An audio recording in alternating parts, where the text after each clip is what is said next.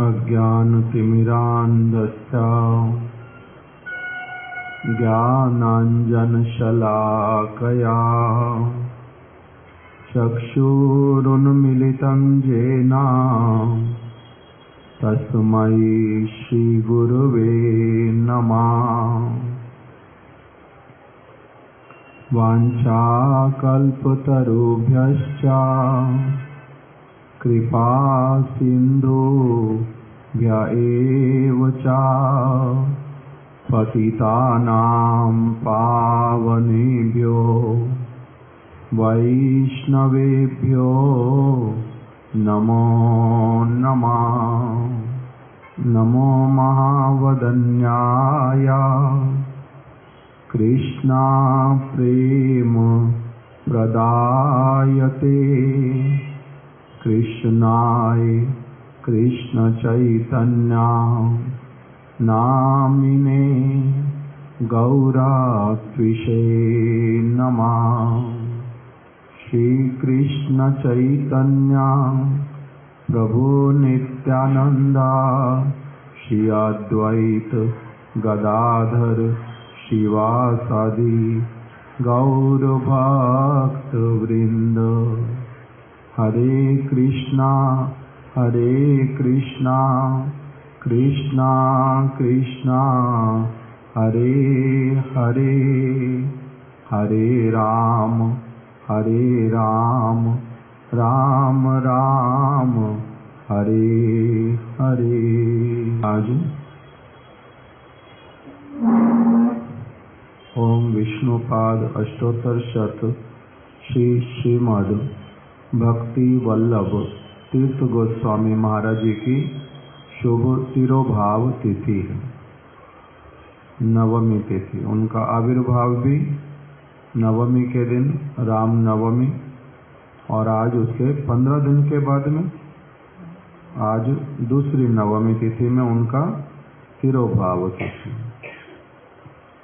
उन्हीं के द्वारा कही गई कुछ कथाएं, कुछ शिक्षाएं, हम लोग उसी को ही थोड़ा सा भी श्रवण करेंगे। महाराज जी श्री श्रीमद् भक्ति विज्ञान भारती गोस्वामी महाराज वो एक कथा सुनाते थे कि एक बार श्रीला भक्ति दयित माधव गोस्वामी महाराज जी कथा सुना रहे थे, कथा कर रहे थे, और महाराज जी उस कथा में साक्षात रूप में उपस्थित नहीं थे, किंतु दूर से कथा को सुन रहे थे। माइक के द्वारा जो शब्द है वो सुनाई दे रहा था। काम करवाना जरूरी था, इसलिए अपने सामने काम भी करवा रहे थे खड़े होकर के, और साथ ही साथ में अपने गुरुदेव के द्वारा बोली जा रही कथा को भी बड़े ध्यान से सुन रहे थे। किंतु कथा के बाद में किसी एक व्यक्ति ने, जिसने कथा सुनी थी, उसने जब कहा कि गुरु महाराज जी ऐसे ऐसे कथा बोल रहे थे, तब महाराज जी ने उनको कहा कि नहीं, आपने ठीक से कथा नहीं सुनी। गुरु महाराज जी ये बात नहीं बोल रहे थे जैसा तुमने समझा है। निर्णय कैसे हो? श्रील भक्ति दयित माधव गोस्वामी महाराज जी वहाँ पर उपस्थित थे, इसीलिए महाराज जी ने उस व्यक्ति को कहा कि आप फिर से गुरु महाराज जी के पास में जाओ, और हम दोनों के बीच में जो बात हो रही है वो गुरु महाराज जी को जाकर के बतलाओ कि आपने उनकी कथा से क्या समझा और मैंने उनकी कथा से क्या समझा। फिर वही बताएंगे कि दोनों की समझ में से किसकी समझ ठीक है और किसकी समझ गलत है। वो ब्रह्मचारी श्रील माधव गोस्वामी महाराज जी के पास में गया, और सब कुछ बात होने के बाद में निर्णय निकला कि महाराज जी ने ही जो बात बोली थी वही सत्य है, और जो उस ब्रह्मचारी ने सुना था उसने सुनने में भूल की थी। यद्यपि वो साक्षात कथा में बैठा हुआ था, फिजिकली प्रेजेंट था और सुन भी रहा था, किंतु तब भी उससे भूल हुई थी। तो ये हो सकता है, इसमें कोई बहुत बड़ी बात नहीं है, बहुत बड़ी बात नहीं है। जब हम किसी विषय वस्तु को सुन रहे होते हैं तब पूर्ण रूप में उसमें अपना चित्त नहीं देने पर हमारा कुछ न कुछ मिसिंग हो सकता है, स्वाभाविक सी बात है। जरूरी नहीं है जो कथा हम पूरी की पूरी पकड़ पाएं, हमारी अपनी उसमें कुछ भूल रह सकती है। तो वही उनका हुआ। और दूसरी तरफ से ये भी कोई आवश्यक नहीं है, इसमें भी कोई असुविधा नहीं है कि कोई व्यक्ति दूर से कथा सुन रहा हो और वो ठीक से बात को पकड़ पाए। दूर से सुनने पर भी ठीक से बात को पकड़ सकते हैं। दूर से सुनने का अर्थ महाराज जी के केस में तो कौन से वाला हो गया?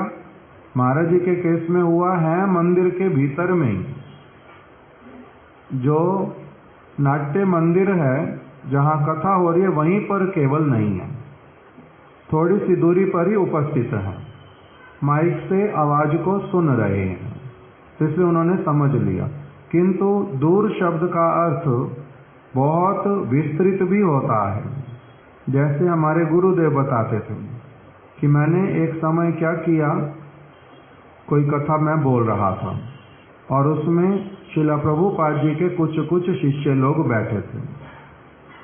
उन्होंने मेरी कथा सुन करके उनमें से किसी एक ने मुझे कहा कि नहीं प्रभुपाद जी ऐसा नहीं कहते थे।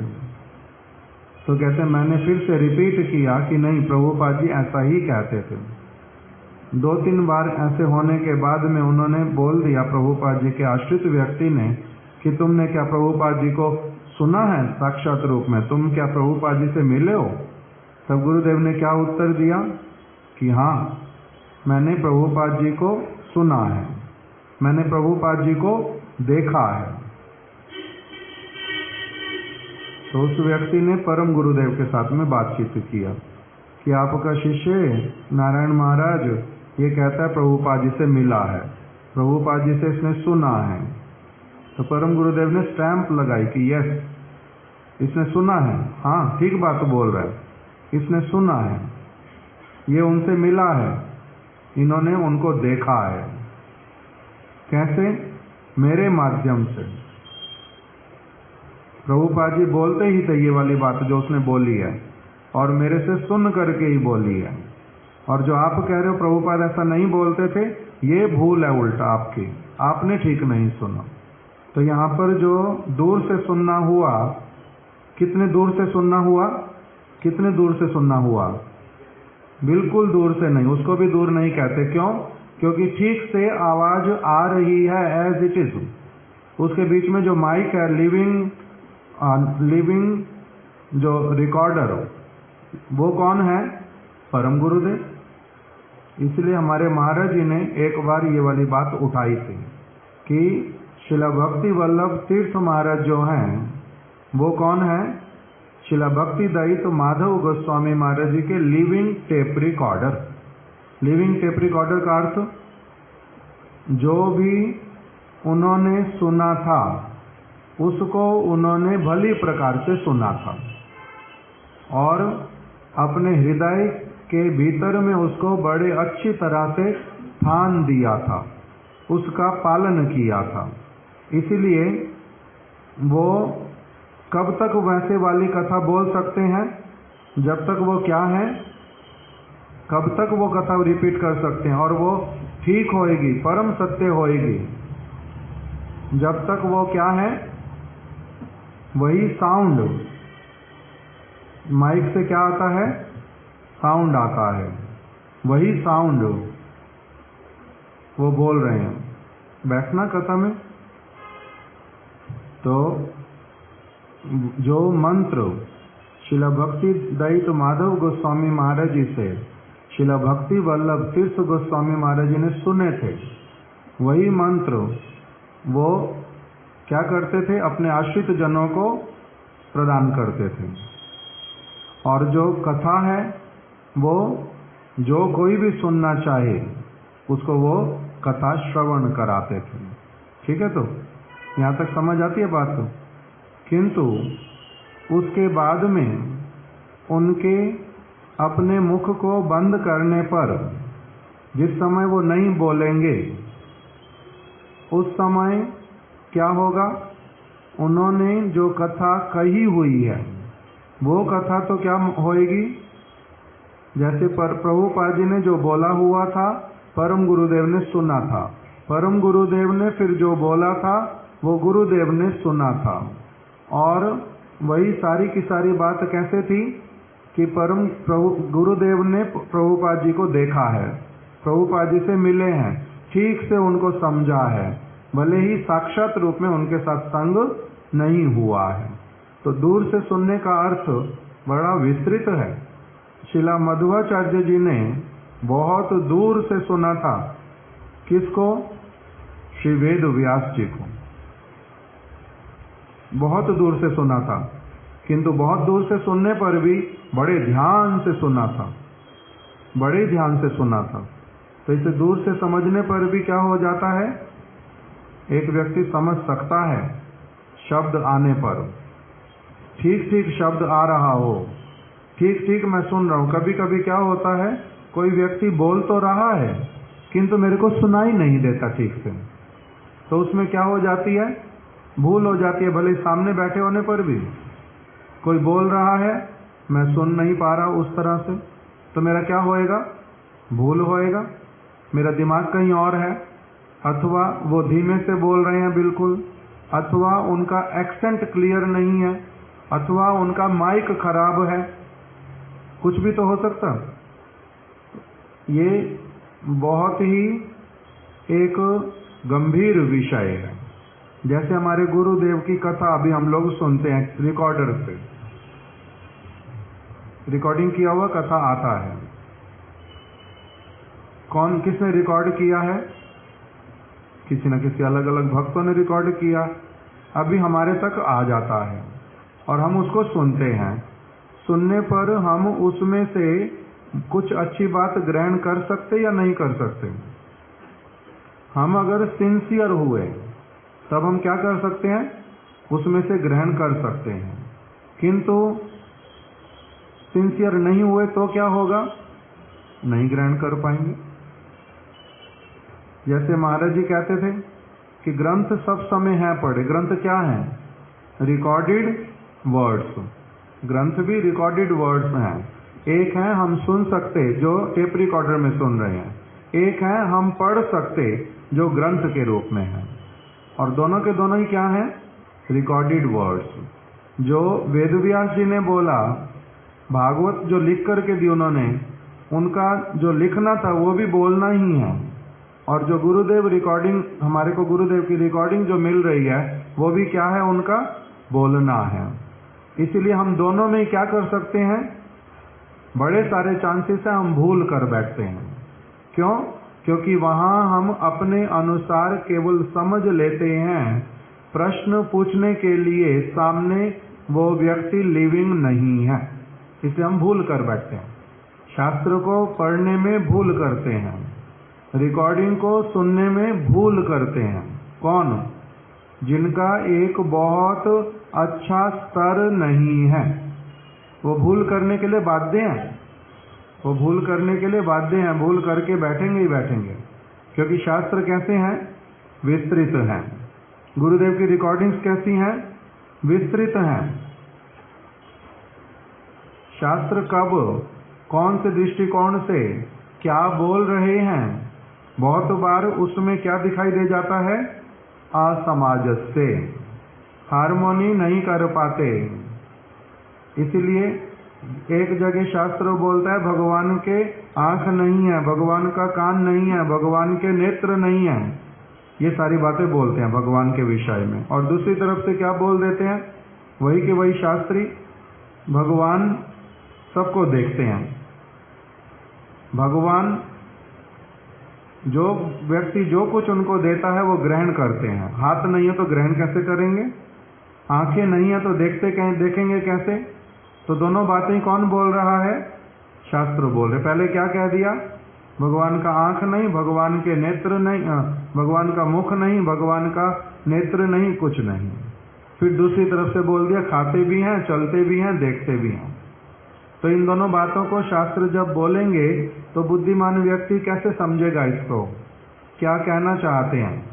उसका कंक्लूजन जब निकालते हैं तब स्वयं वेद व्यास जी कंक्लूड क्या करते हैं कि उनके मनुष्यों जैसे आंख, कान, पैर इत्यादि नहीं है जो जिसमें भूल हो सकती है। उनके आंख, नाक, कान सब अप्राकृत हैं, उसमें कोई भूल नहीं हो सकती। उनके केवल मुख से वो खा सकते हैं मनुष्यों जैसे ही, ऐसा नहीं, वो अपने मुख से देख भी सकते हैं, वो अपने मुख से सुन भी सकते हैं, वो अपने मुख से चल भी सकते हैं।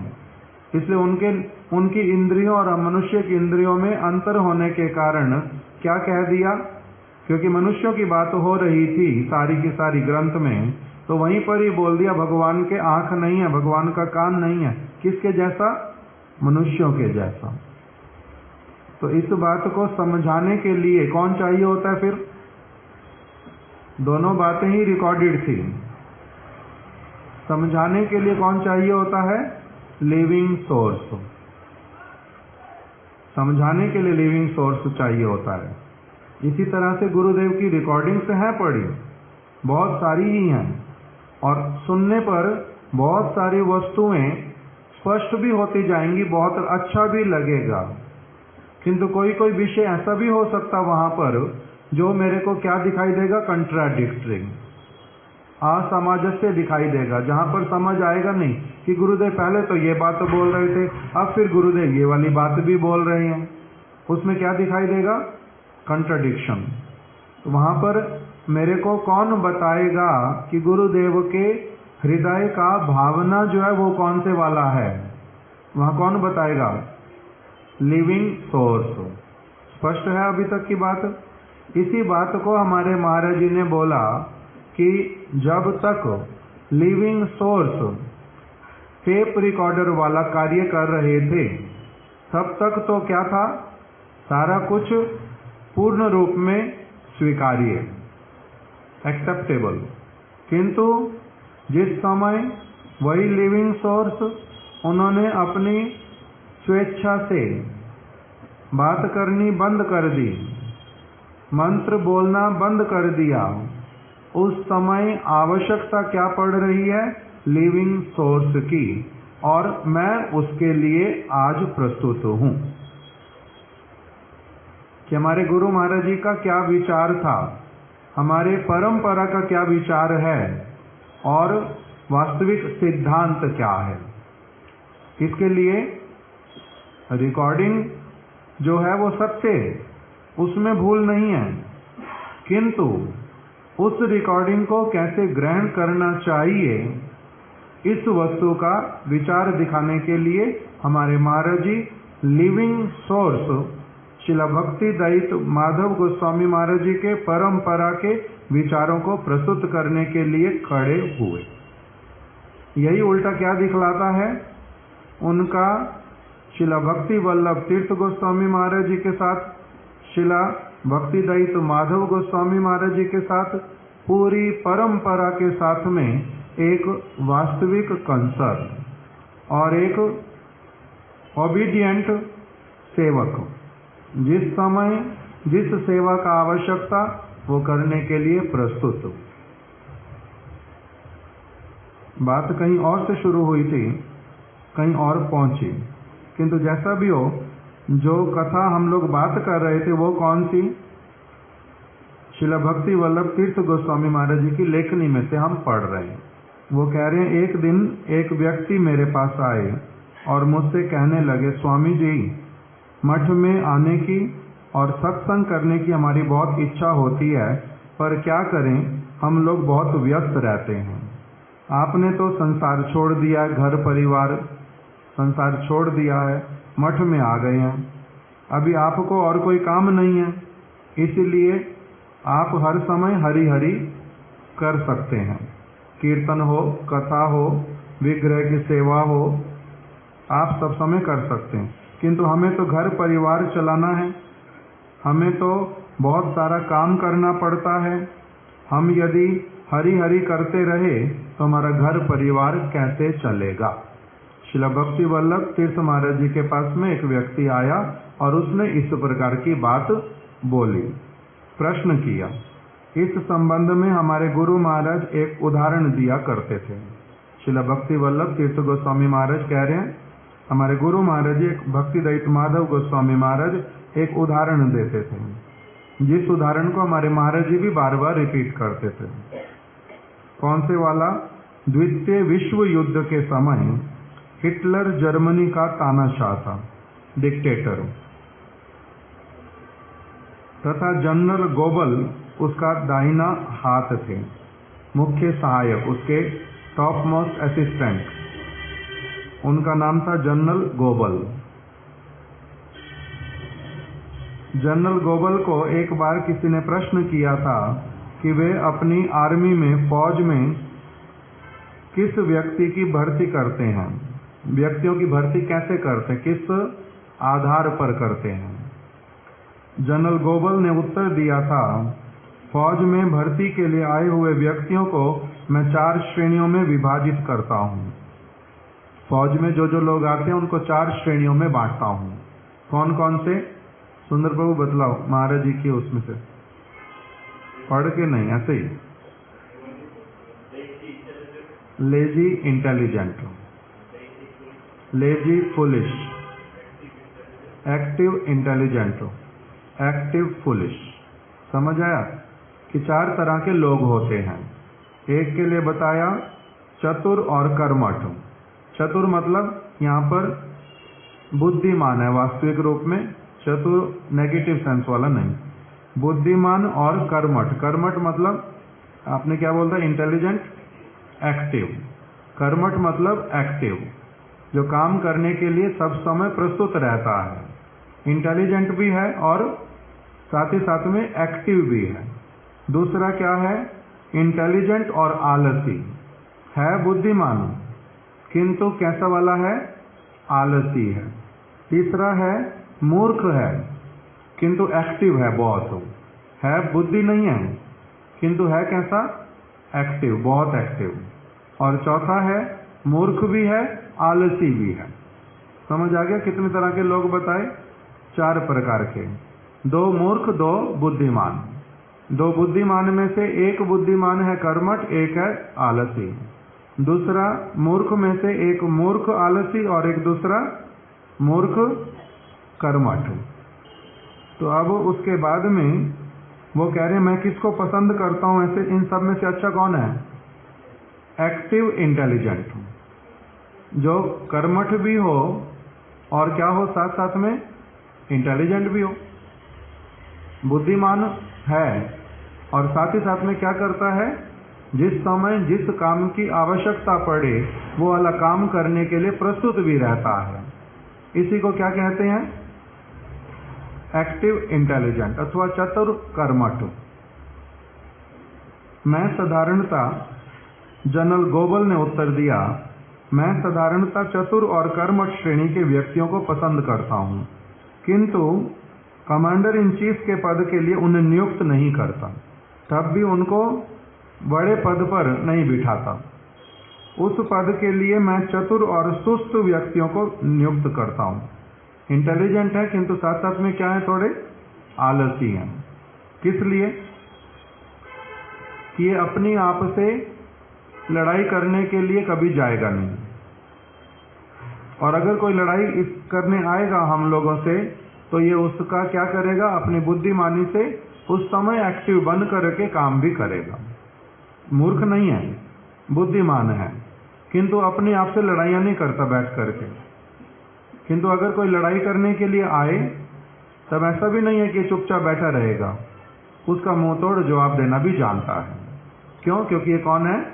बुद्धिमान है। जो चतुर और कर्मठ है उसमें क्या असुविधा है? कह रहे इंटेलिजेंट है, बहुत अच्छी बात हो, कर्मठ है, अब कमांडर इन चीफ बना दिया, अगर 4 साल कोई काम नहीं मिलेगा तो ये अपने आप ही लड़ाई करने के लिए कि कोई ऐसी चीज करो जिससे कि लड़ाई हो, खाली कौन बैठा रहे सब समय? तो ये लड़ाई करने के लिए परेशान करेगा, अपनी आप लड़ाइयाँ करेगा। इसलिए इसको नहीं बिठाना इस पद पे, इस पद के लिए ये योग्य नहीं है। अंदर में अपना काम करता रहे चतुराई से भी और एक्टिव होकर के, कोई परेशानी नहीं। किंतु तब भी कह रहे हैं चारों तरह के लोगों को ही अपनी फौज में भर्ती करता हूँ। कमांडर इन चीफ के पद पर तो बिठाता हूँ चतुर और मूर्ख को, चतुर और सुस्त को, किंतु भर्ती सबको ही करता हूँ। जो मूर्ख और सुस्त है उन्हें भी मैं भर्ती कर देता हूँ। उनको क्यों भर्ती करता हूँ? क्योंकि रोजगार की समस्या है। कुछ ना करे भले ही, पड़ा तो रहेगा, किंतु मूर्ख भी है और कर्मठ भी है जो, उससे हजारों मील दूर रहता हूँ। मूर्ख और कर्मठ को, जो दोनों चीजें जिसमें हों, उसको कहते हैं कभी भी अपने निकट नहीं रखना चाहिए। मूर्ख है और साथ साथ में क्या है, बहुत एक्टिव, बड़ा परेशानी वाला व्यक्ति। जैसे महाराज जी बोलते थे, intelligent enemy is better than foolish friend. बुद्धिमान शत्रु हो हमारा तब भी अच्छा है। क्यों? क्योंकि वो अगर कोई भी किसी भी कार्य में शत्रुता करेगा तो वो बुद्धिमानी पूर्वक करेगा, मेरे को मेरी भूल पकड़ करके मेरे को सुधरने का उल्टा अवसर देगा। दूसरी तरफ से क्या है, अगर व्यक्ति मूर्ख हो और भले ही मेरा मित्र जैसा भी क्यों ना रहता हो, कब मेरे को परेशानी में डाल देगा पता नहीं चलेगा। मूर्ख व्यक्ति अपने सबसे अधिक हित चाहने वाले को भी वो क्या करता है, कभी भी उसका कब क्या बिगाड़ देगा पता ही चलेगा नहीं, क्योंकि वो कौन है, मूर्ख है। तो कह रहे हैं जो मूर्ख है और जो कर्मठ है उससे तो हजारों मील दूर रहता हूं। यदि पूछा जाता कि ऐसा क्यों, तो वे उत्तर में कहते, मैं मूर्ख और सुस्त व्यक्ति को नियुक्त कर लेता हूं क्योंकि सुस्त होने के कारण वह अधिक गड़बड़ नहीं करेगा। सुस्त है तो भले ही मूर्ख है किंतु अधिक गड़बड़ नहीं करता, और थोड़ी बहुत जो गड़बड़ करेगा भी उसको हम सुधार लेंगे। किंतु मूर्ख और कर्मठ व्यक्ति बहुत गड़बड़ करता रहेगा, जिसे ठीक करने के लिए हमें बहुत अपना समय बर्बाद करना पड़ेगा। इसलिए ऐसे व्यक्ति से तो दूर रहना चाहिए। ये पूरी कहानी पहले सुना दी, अब इसका सार बतला रहे हैं श्रील भक्ति वल्लभ तीर्थ गोस्वामी महाराज। हमें यह विचार करना चाहिए कि हम किस श्रेणी में आते हैं। किसके लिए कह रहे हैं अब? जिनको वो कथा सुना रहे हैं, अपने आश्रित जनों को, और जो भी व्यक्ति उस कथा को सुन रहा था उस समय, या फिर जो अभी सुन रहे हैं, उन सब के सामने क्या कह दिया उन्होंने कि हमें यह विचार करना चाहिए कि हम किस श्रेणी में आते हैं। हम कहते हैं हम संसार में इतने व्यस्त हैं कि भगवान का भजन करने के लिए हमारे पास समय नहीं है। तो इसका मतलब हम कौन सी श्रेणी में आ गए? हम क्या कह रहे हैं, हम संसार में, उस व्यक्ति ने क्या कहा था कि हम तो आपकी तरह त्यागी व्यक्ति नहीं बन गए हैं, हम लोग तो आपकी तरह घर बार छोड़ करके नहीं आ गए हैं, हम लोग तो घर परिवार में रहते हैं, हम लोग तुम्हारी तरह सब समय हरी हरी थोड़ा ना बोल सकते हैं, हमें तो और भी बहुत सारे काम करने हैं, घर परिवार चलाना है। तो कह रहे हैं कि यदि इस प्रकार की कोई बात बोले कि बाकी सब काम करने के लिए समय है, हरि भजन करने के लिए समय नहीं है, तब फिर ऐसे वाले व्यक्ति को सबसे पहले कौन सी श्रेणी में रखा जाए? इंटेलिजेंट, फुलिश नहीं, लेजी और फुलिश। लेजी नहीं है, वो तो कह रहा है कि सारा दिन काम करता हूं। Active, foolish. अब एक्टिव फुलिश अगर कहते हैं उसको, तब फिर एक्टिव फुलिश जो है उससे किसको दूर रहना चाहिए? एक्टिव भी है और फुलिश भी है। उसके विषय में जनरल गोबल ने क्या कहा था? उससे मैं क्या करता हूं? बहुत दूरी बना के रखता हूं। किस लिए? क्योंकि वो क्या करेगा, एक तो सब समय लड़ाई कराने के काम करता ही रहेगा, और दूसरी तरफ से क्या करेगा, उसको अक्ल भी नहीं है कि क्या करना चाहिए क्या नहीं करना चाहिए। हम लोग भी मूर्ख और कर्मठ की श्रेणी में आते हैं, जो सारा दिन काम करेंगे। कर्मठ तो बहुत हैं, किंतु मूर्ख। किस लिए करना चाहिए वही नहीं पता। जैसे हम लोगों ने पीछे एक बार कथाओं में सुना था कि मेरे को खाना क्यों है? स्वस्थ रहने के लिए। स्वस्थ क्यों रहना है? भगवान का भजन करने के लिए। यदि मैंने भगवान का भजन नहीं किया और स्वस्थ रहा पूरी तरह से, तब फिर मेरा लाभ हुआ कुछ? क्योंकि स्वस्थ रहने का उद्देश्य जो है वो क्या है? भगवान के भजन की ओर मैं दिन प्रतिदिन अग्रसर होता जाऊं, यही तो उद्देश्य है।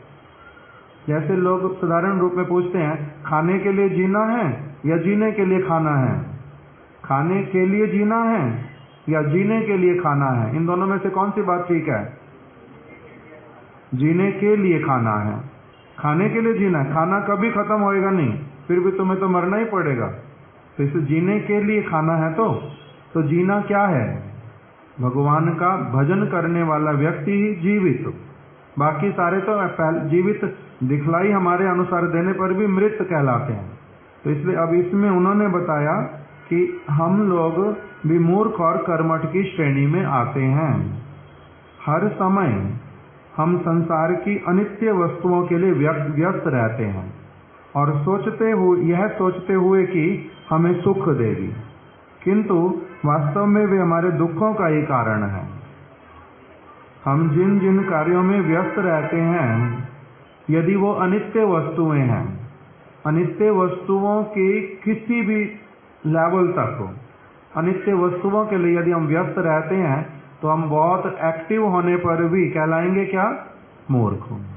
और हम सोचते हैं कि वो हमें सुख देंगी, किंतु वो हमें कभी भी सुख नहीं देंगी अनित्य वस्तुएं, ये गारंटीड है। हम अपने आप को शरीर समझते हैं तथा शरीर की आवश्यकताओं को ही अपनी आवश्यकता समझकर उन्हीं को प्रधानता देते हैं। प्रधानता किसको देते हैं हम लोग? शरीर के साथ में संबंधित वस्तुओं को। क्यों? क्योंकि हम लोग अपने आप को शरीर समझते हैं। भले ही थोड़ा सा हमने ये अपने मन में सुन लिया हो, कानों से सुन लिया हो कि मैं शरीर नहीं, मैं आत्मा हूं, किंतु वो मेरे लिए अभी केवल क्या है? थ्योरी है। वो मैं पूर्ण रूप से उसमें विश्वास करने पर भी अभी प्रतिष्ठित नहीं हूं। इसलिए मैं गुरुत्व किस वस्तु को देता हूं? सब क्रियाओं में जिनका संबंध शरीर के साथ में होता है, उसी को प्रधानता देता हूं। एक व्यक्ति अपने कार्यों में कितना भी व्यस्त क्यों ना हो, वह अपना सुबह का, दोपहर का और रात का भोजन नहीं भूलता, क्योंकि वह जानता है कि खाना उसके शरीर की जरूरत है। भूलता है इस बात को? खाना खाना भूलता है? सुबह भी, दोपहर को भी, रात को भी नहीं भूलता। क्यों? क्योंकि उसने अच्छे से समझ लिया है, अगर मैं खाना नहीं खाऊंगा तो कमजोरी आएगी, खाना नहीं खाऊंगा तो परेशान होऊंगा। इसलिए अपने आप के पास में खाना नहीं होने पर भी क्या करता है? भिक्षा मांग करके भी खाता है। किसी के द्वारा नहीं दिए जाने पर भी अपनी आप से जाकर के कहता है, भूख लगी है, मेरे को क्या दे दो? खाना दे दो। पहले से कहीं जाना है, तैयारी करता है कि वहां जाकर के उस समय में मैं क्या खाऊंगा। यदि पता चलता मुझे 3 बार खाना नहीं मिलेगा, तो पहले से तैयारी करता है कि मेरे को कैसे अपने साथ पैक करके लेना है, अथवा मार्ग में किसी को बोलना है कि मेरे पास में खाना पहुंचा दें, अथवा अपनी पॉकेट में पैसे लेता है कि कहीं पर मिलेगा और मैं लेकर के खरीद लूंगा, फिर खाऊंगा। क्यों?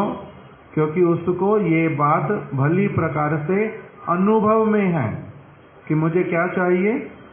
खाना चाहिए ही चाहिए। इस अनित्य शरीर की आवश्यकताओं को पूरा करने के लिए हम दिन रात परिश्रम करते हैं, क्योंकि ये जो सारी वस्तुएं इस शरीर के लिए जगत में हम जो करते हैं, वो किसके लिए आवश्यक हैं? शरीर के लिए। उसके बिना शरीर चलेगा नहीं, ये भी ठीक बात है। खाना चाहिए ही चाहिए, रहने के लिए स्थान चाहिए ही चाहिए, वस्त्र पहनने के लिए चाहिए, सर्दी गर्मी से बचने के लिए भी उपाय चाहिए, व्याधि अगर कोई आए तो औषधि भी चाहिए ही चाहिए, पैसा भी चाहिए, क्योंकि औषधि खरीदूंगा कहाँ से? ये सारी बातें सत्य हैं। मिथ्या नहीं है इसमें से कुछ भी, किंतु इनका संबंध जो है वो कहाँ तक है? शरीर के साथ तक। इन सब में से किसी को छोड़ने के लिए नहीं कह रहे, क्यों? क्योंकि शरीर मेरा ही है, किंतु उसके आगे कुछ और है, वो वाली बात समझाने के लिए प्रयास कर रहे हैं। इससे आगे भी कुछ और है। तो जैसे शरीर को स्वस्थ रखना है, किस लिए? भजन के लिए। ये भी तो सत्य है। मैं ये शरीर नहीं हूं, मैं आत्मा हूं, ये भी तो सत्य है। इस घर को ठीक रखना आवश्यक है, क्यों? क्योंकि मैं इसके भीतर में हूं। किंतु ये भी तो सत्य है कि इसको ठीक रखना क्यों है? क्योंकि मुझे इसके भीतर में रहना है। मैं जो हूं उसकी भी तो कुछ डिमांड है, उसकी भी तो कुछ नीड है या नहीं है? उसका भी तो कुछ भोजन है। इसी बात को समझाने का प्रयास कर रही हूं। घर को ठीक रखना जरूरी है, इसमें मुझे रहना है, तो इसमें बिजली ठीक होनी चाहिए, छत ठीक होनी चाहिए, फर्श ठीक होना चाहिए, पेंट ठीक होना चाहिए, ये होना चाहिए, वो होना चाहिए, सारा कुछ ही चाहिए। उसके बिना नहीं चलेगा, ये गारंटेड है। इसलिए भगवान ने मेरे को ये शरीर दिया भी है। आंख दिया, कान दिया, नाक दिया, मुख दिया, दांत दिया, पेट दिया, सारी चीजें दी हैं। किस लिए दी हैं ये सारी चीजें? इसको मेंटेन करूंगा, इसको ठीक रखूंगा, और इसके द्वारा जो काम करना जरूरी है, किस लिए ये शरीर दिया? जैसे किसी को गवर्नमेंट क्या करती है? उनको क्वार्टर अलॉट करती है, एक घर देती है रहने के लिए, कोठी देती है। उसको ये नहीं कह रही हैं कि केवल उस घर को ठीक रखना तुम्हारा काम है, इसे तुम्हारे को घर दे दिया है। घर क्यों दिया तुम्हारे को? घर ठीक रखो, वो तो है ही है, क्योंकि तुमने रहना है उसमें, किंतु इसके द्वारा तुमने हमारी नौकरी जो है वो करनी है। ये सत्य न मिथ्या? नौकरी करनी है, तो वो वाली नौकरी क्या है मेरे को पता ही नहीं है। ऐसे व्यक्ति को फिर क्या कहेंगे? मूर्ख। घर ले लिया, वहां पर साइन करके आया कि मैं घर ले रहा हूं और काम करूंगा, मैं अपना क्या करूंगा? सेवा दूंगा। और घर ले लिया, उसके बाद में घर को इस्तेमाल भी कर रहा हूं और घर को ठीक भी रख रहा हूं, और जब कोई कहता है कि तेरे को काम पे भी आना है, तो मैं कहता हूं किस चीज का काम? किसका काम? काहे का काम? ये मेरा घर है, मैं अपने हिसाब से इसको रखूंगा, मेरे को इसके द्वारा और किसी का कुछ करना होता है ये मैं नहीं जानता हूं। उसी प्रकार की बात यहाँ पर समझा रही हूं कि इस अनित्य शरीर की आवश्यकताओं को पूरा करने के लिए हम दिन रात परिश्रम करते हैं, किंतु भगवान का भजन जो कि नित्य और वास्तव है, वो वाला घर जो कंपनी भी देती है वो कभी भी चेंज करवा सकती है, आपको उससे अच्छा घर भी दे सकती है, आपको प्रमोशन दे करके उससे अच्छा घर भी दे सकती है। तो उस घर की कितनी केयर करनी चाहिए? कोई भी सरकारी जो क्वार्टर हैं उसमें बहुत सारा खर्चा नहीं करते। कितना खर्चा करते हैं उसमें? जितना बहुत आवश्यक होता है उतना ही करते हैं। क्यों? क्योंकि वो क्या है? नित्य काल के लिए नहीं है। इसलिए भगवान का भजन जो है वो वस्तु कैसी वाली है? किंतु नित्य है। जैसे अपने लिए करना, एक था घर के लिए करना, एक था अपने लिए करना। जिनका क्वार्टर होता है वो अपने घर के लिए क्या करते हैं? पैसा इकट्ठा करके अपना घर खरीद के रखते हैं।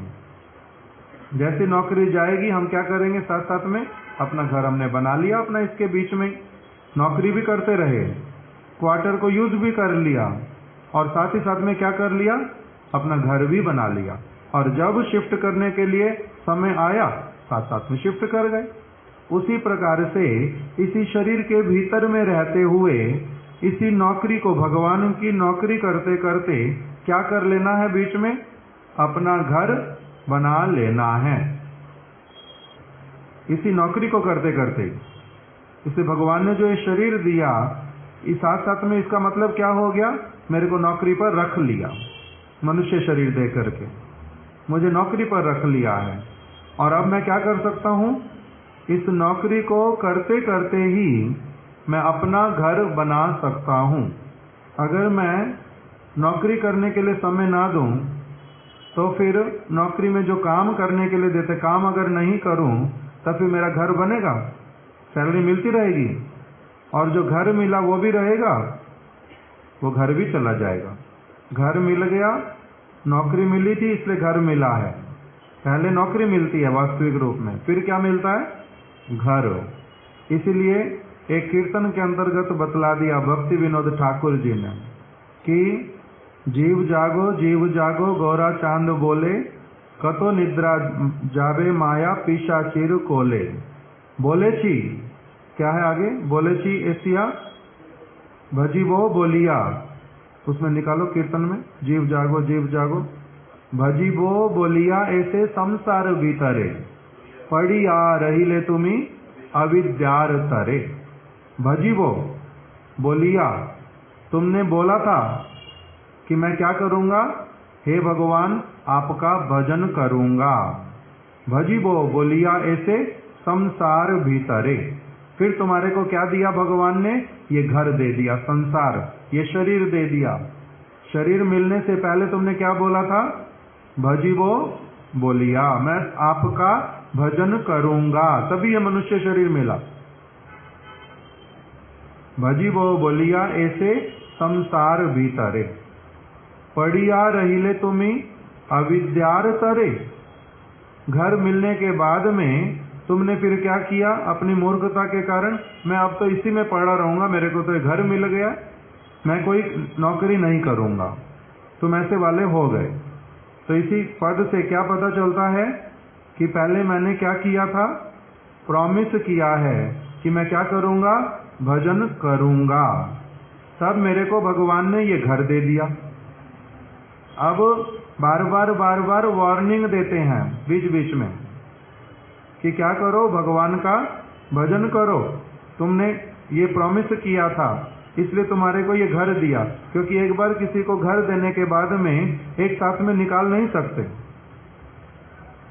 कठिन होता। तो वो अपना सारा कुछ जो दिमाग में भरा हुआ था सारा कुछ इकट्ठा करके बैठा है, तो सामान अपना सारा लेकर के आया हुआ है, बहुत सारा।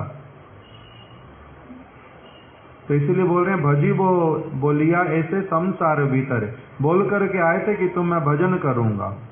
और फिर क्या हुआ? दूसरे एक कीर्तन में बोलते हैं कि जननी जठरे छिलाम जखन विषम बंधन पाशे, एक बार प्रभु देखा दिया मोरे वंचिले ए दीन दासे।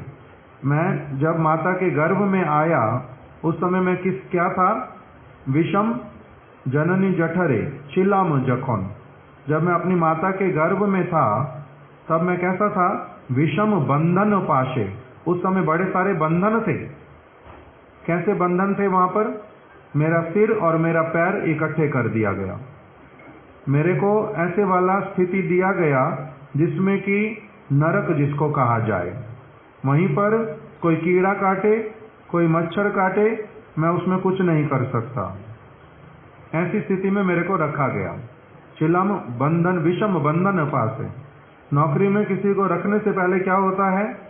बड़े सारे टेस्ट होते हैं अच्छी नौकरी में रखने के लिए, बॉन्ड भरा जाता है, एग्जाम लिया जाता है, इंटरव्यू बोलते हैं। उस समय एक व्यक्ति किसमें होता है?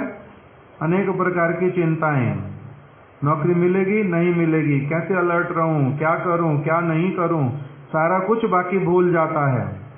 उसी का नाम है विषम बंधन, विषम बंधन पाशे। उसी समय प्रभु आपने एक बार मेरे को देखा दिया, अर्थात एक बार प्रभु देखा दिया मोरे, एक बार आप मेरे सामने आकर के खड़े हो गए। कहां पर? गर्भ में जब मैं था। एक बार प्रभु देखा दिया मोरे वंचिले ए दीन दासे, फिर आप मेरे को फिर दिखाई दिए नहीं, आपने मेरे को वंचित कर दिया। उसी समय क्या मैंने कहा था? तखोनो भाविनु जन्म लोइया करीबो भजन तव। उसी समय मैंने विचार किया था पूरी तरह से कि मैं आपका क्या करूंगा? अब भजन करूंगा, भजन को छोड़ करके अब आपका कुछ और करूंगा ही नहीं मैं अपना। मैंने उसी समय ये क्या किया था? तखोनो भाविनु जन्म लभिया, जैसे ही मेरे को जन्म मिले, मेरे को अवसर दे तो सही साथ साथ सेवा करने का, मेरे को रख तो ले नौकरी में, मैं क्या करूंगा, इतना अच्छा अपना परफॉर्मेंस दूंगा, इतना अच्छी तरह से सेवा करूंगा कि सब समय मेरे को क्या करेंगे, अपने पास ही रखेंगे। इस प्रकार से मैंने उस समय विचार किया था। फिर जन्म लभिया पड़ी माया जाले, मैंने जन्म लिया, जन्म लेकर के माया के जाल में फंस गया। माया का जाल क्या, मेरे को ऐसे वाले लोग मिल गए, उन्होंने मुझे क्या समझाना प्रारंभ किया, अरे भाई घर मिल गया ना, अब तुम देखो तो सही तुम्हें कौन निकालता है, तुम केस डाल देना उनके ऊपर, तुम बोलना इन्होंने ये कंडीशन नहीं रखी थी, ये वाली कंडीशन रखी थी। तुम भी झूठ मूठ में बहुत सारे क्या कर देना, अपनी तरफ से बहुत सारी बातें लिख करके देना, बोलना। ऐसे वाले लोगों का मुझे संगति मिल गया, उन्होंने मुझे क्या कर दिया, ऐसा वाला दिमाग बना दिया। जो चीज मेरी नहीं मैं अपना मान बैठा, और जो जिस काम से दिया था मैं कह रहा हूँ उस काम से नहीं दिया था। कोई वो कह रहे हैं ये हमारा है, इस कंडीशन पे दिया था, मैं अपनी 1000 और दलीलें दे रहा हूँ कि नहीं नहीं मैंने इसलिए नहीं लिया था, मेरा सारा बिगड़ गया बुद्धि। इस प्रकार के सारे ये कीर्तन हैं जो बतलाते हैं कि वास्तविक रूप में मैं कौन हूँ, कैसा था, क्या हुआ, क्या करना चाहिए, ये बहुत सारी बातें ये सारे कीर्तनों में आ जाती हैं। तो इसलिए यहाँ पर बोल रहे हैं अनित्य वस्तुओं के समझने के लिए मेरे पास सारा कुछ कर ही जा रहा हूँ। कौन सी चीजें, जैसे किसी एक व्यक्ति ने कोर्ट केस किया, अब उसको पता है कि मैं झूठा हूँ, उसको पता है मैं लालची हूँ, उसको पता है कि मैं अत्याचार कर रहा हूँ, किंतु तब भी कमजोरी ऐसी, जो चीज हाथ में आई उसको छोड़ना नहीं चाहता। इसलिए क्या करता है, एक के बाद एक के बाद एक झूठ बोलता जाता, झूठ बोलता जाता, झूठ बोलता जाता, और इतना कॉम्प्लिकेटेड कर देता है केस को कि जो सुनने वाला व्यक्ति ना वही पागल हो उठता है कि ये वाला व्यक्ति सत्य ना, ये वाला सत्य। समझ आई थी बात। जैसे एक व्यक्ति का अपना घर है, उसने किसी को केवल किराए पे दिया, अब जिसको किराए पे दिया वो कब्जा करके बैठ गया। अब इसके मन में लालच आ गया कि मैंने इस घर को छोड़ना ही नहीं है, अगर छोड़ूंगा भी तो बहुत बड़ा पैसा ले करके छोड़ूंगा। अब ये वाली जो भावना हृदय के भीतर में घुस गई, अब ये क्या कराएगी उसको, एक के बाद एक झूठ बुलवाएगी, और जो सुनने वाला व्यक्ति होता है वो बेचारा बड़ा क्या हो जाता है, फंस जाता है। सुनते सुनते सुनते सुनते सुनते सुनते उसकी माँ मर जाती है, नानी याद आ जाती है अच्छी तरह से कि कितनी बात सुने, कितनी बात सुने, कितनी बात सुने। यही होता है चित्रगुप्त जी के साथ में, यही होता है यमराज के साथ में। क्यों? क्योंकि हम लोग जो बोलते हैं कि मैं शरीर हूँ, ये मेरे माता पिता हैं, ये मेरा घर है, ये मेरी संपत्ति है, ये सारा कुछ जो मिथ्या सारा, उसी को मैं सारे को क्या साबित करता रहता हूँ सब समय, यही सत्य है। और दूसरी तरफ वाले लोग क्या करते रहते हैं, वास्तविक सत्य क्या है, इतना उलझा देता हूँ कि सच और झूठ को निकालना बड़ा कठिन हो जाता है। सच और झूठ निकालना बड़ा कठिन होता है। ऐसे वाली चीजें सुनी हो या तो बहुत सारी, कितने ही ऐसे केस होते हैं, कितने कितने सालों तक, सालों भी नहीं, कई कई बार 2-2, 3-3 जनरेशन बीत जाती हैं, केस सॉर्ट आउट नहीं होता, सॉल्व होता ही नहीं। क्यों? क्योंकि उसका आधार क्या बना हुआ है, मिथ्या। उसका आधार है अनित्य वस्तु, इसलिए वो कॉम्प्लिकेटेड होता जाता। सरल सी चीज सरल समझ ही नहीं आती, इसलिए फिर वो क्या करते हैं, जो जज होते हैं सब चीज में लेकर के तह में जाते हैं। पूरी तह का मतलब क्या होता है, तह खाना। तह खाने का मतलब होता है जहां पर प्रारंभ है सारी चीज, बहुत नीचे जहां पर सब कुछ प्रारंभ हुआ वहां तक जाते हैं तह में, तब जाकर के प्रारंभ होता है। पहले क्या हुआ, बाद में क्या हुआ, था किसका, अब कौन कह रहा है किसका है, ये कैसे हुआ, वो कैसे हुआ, आपने क्या लिया था, आपने क्या दिया था, ये सारी की सारी बातें उठा करके कहते हैं।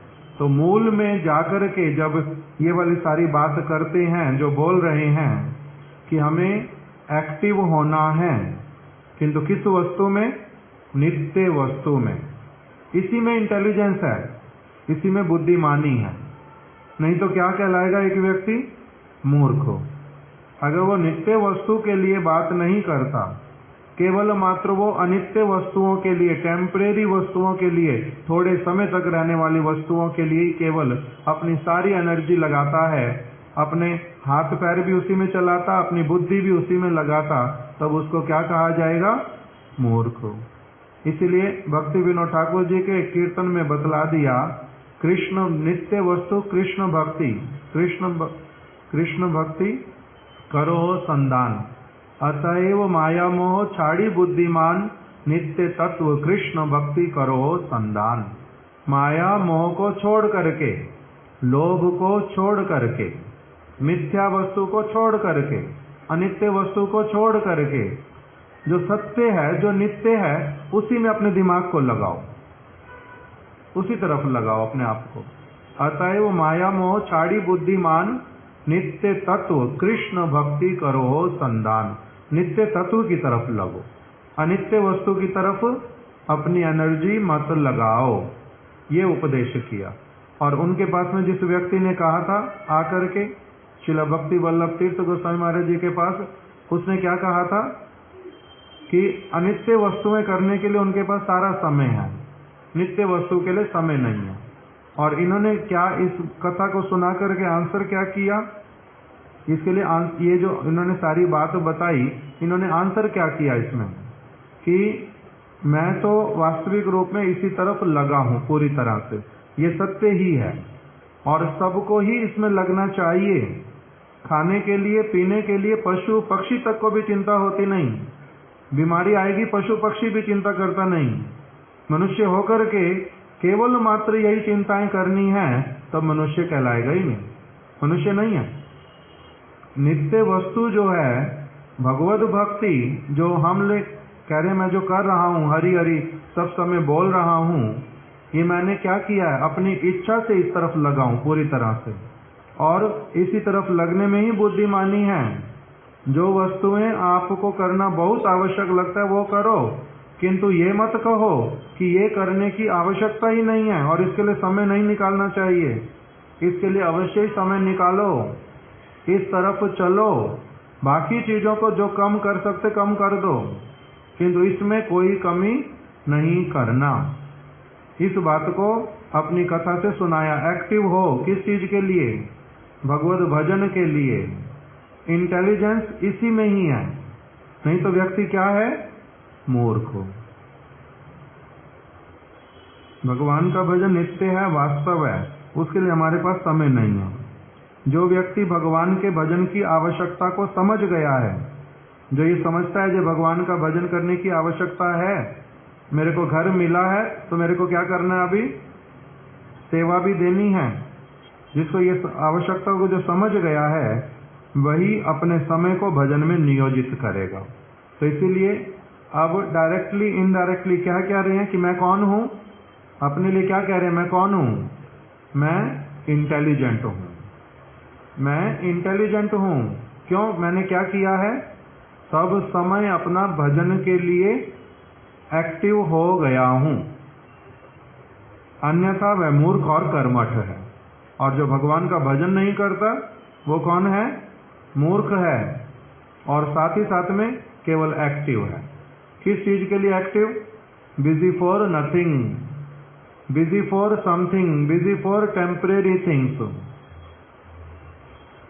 दूसरी तरफ बोल रहे हैं अम्बरीश महाराज पूरे सप्त द्वीप के सम्राट थे। इतना ऐश्वर्य होते हुए भी उनमें उसमें थोड़ी सी भी आसक्ति नहीं थी। वे जानते थे कि धन संपत्ति वास्तविक सुख नहीं दे सकती। उन्होंने अपने समस्त ऐश्वर्य को स्वप्न के समान अनित्य ही देखा और अपनी सभी इंद्रियों को भगवान की सेवा में नियोजित किया। इतना बड़ा दायित्व होने पर भी उनके पास में केवल 1, 2, 4 शरीरों का दायित्व नहीं था। उनके पास में अनेकों प्राणियों का दायित्व था। इतना बड़ा दायित्व होने पर भी अम्बरीश महाराज जी ने क्या किया था? भगवान की सारी सेवा स्वयं की थी। इसलिए भजन करने के लिए समय नहीं मिल पाना एक बहाना मात्र है। जो भी व्यक्ति कहता है मेरे को भजन करने के लिए समय नहीं मिलता, इसका मतलब क्या है? वो क्या करता है? बहानेबाजी। वो बहाना मारता है।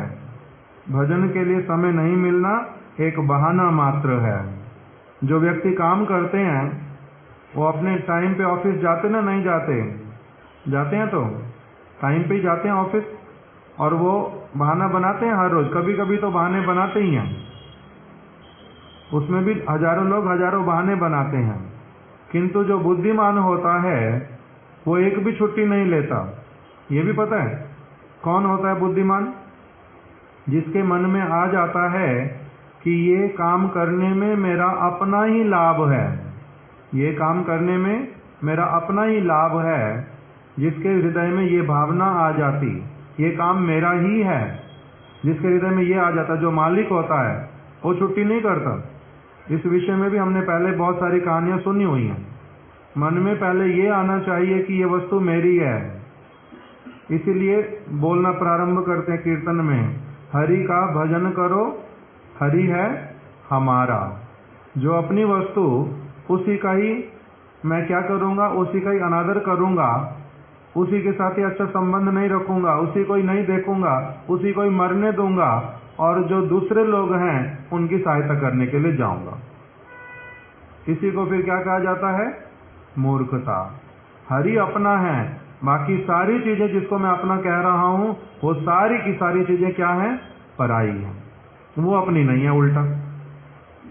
किंतु मेरे ऊपर प्रेत का, भूत का, ऐसा वाला वो मेरे ऊपर सवार है कि मेरे को हजार बोलने पर भी, जिसके ऊपर भूत प्रेत आ जाते हैं उनको समझाओ बैठ करके, समझते हैं? तो भूत प्रेत जिसके ऊपर आ जाता है उसको समझाते रहने से वो समझता है? तो उसको समझ आता नहीं। इसलिए भूत प्रेत को हटाना चाहिए, अर्थात बहाना नहीं बनाना चाहिए, समय देना चाहिए।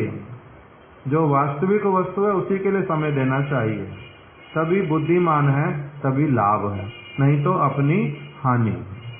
इस प्रकार से उन्होंने इस कथा को संपूर्ण किया। अब हम लोग उनके विषय में संध्या के समय में भी और श्रवण करेंगे, किंतु आज हो सकता समय हमारा थोड़ा सा अलग रहेगा सारी चीजों का। अभी आधे घंटे में हम लोग मैसेज डिलीवर कर देंगे, क्योंकि शाम को कितने बजे सिद्धांति महाराज जी ने बताया कि वो यहाँ पर आ जाएगा 6 बजे, और फिर 6:45 बजे के करीब वो यहाँ से एयरपोर्ट के लिए चले जाएंगे। तो 6 से 6:45 वो यहाँ पर होंगे। हम लोग कितनी देर पहले आगे बैठते हैं, कैसे कीर्तन कथा करते हैं, वो थोड़ा सा हम लोग अपने आप से विचार करके फिर मैसेज में डाल देंगे। वांछा कल्पतरुभ्यश्च कृपा सिंधुभ्य एव च पतितानां पावनेभ्यो वैष्णवेभ्यो नमो नमः। श्री श्रीमद् भक्ति वल्लभ तीर्थ गोस्वामी महाराज की जय। उनकी शुभ तिरोभाव तिथि की जय। तिथि पालनकारी समस्त भक्त वृंद की जय। गौर प्रेमानंदे हरि हरि बोल। प्रभु मेरे टेबल से आप ले नितिन भैया टेबल से जो मिठाई रखी बोल मुकुंद दत्त